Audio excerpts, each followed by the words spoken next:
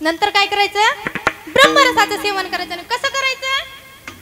भगवंताचं नामचिंतन करायचं. कारण तुकोबरायांनी कशाचं पथ्य पाळायला सांगितलंय? अभंगाचं दुसरं चरण. ओ हो हो हो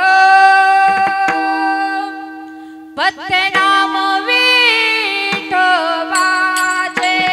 हो पथ्य नाम विठोबाचे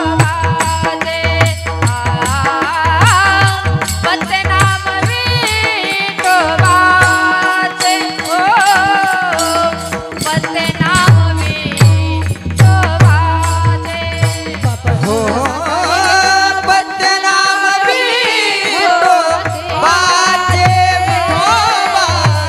पथ्य नाम विठोबाचे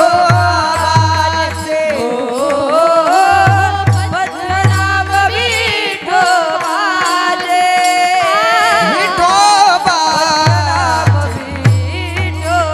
विठोबाचे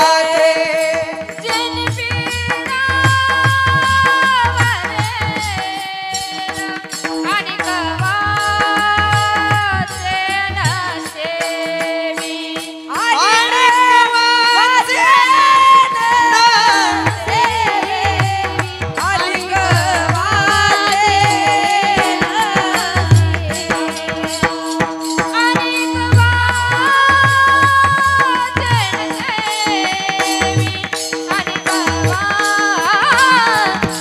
नसेवी आणि गवाचे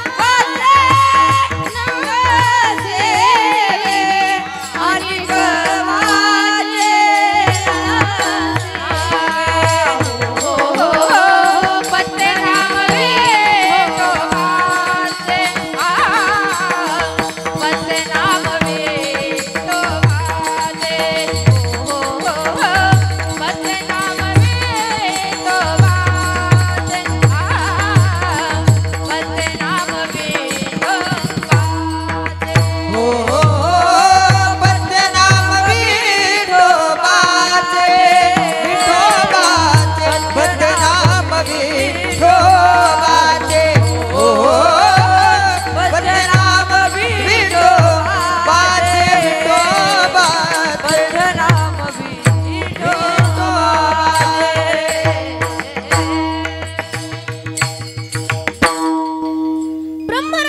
पद्धतीने घ्यायचा.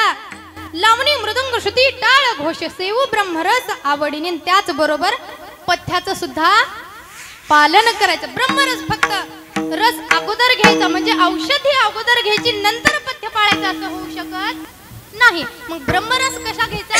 पथ्यासोबतच घ्यायचा. तरच तो आजारावर औषध घेतल्यासारखं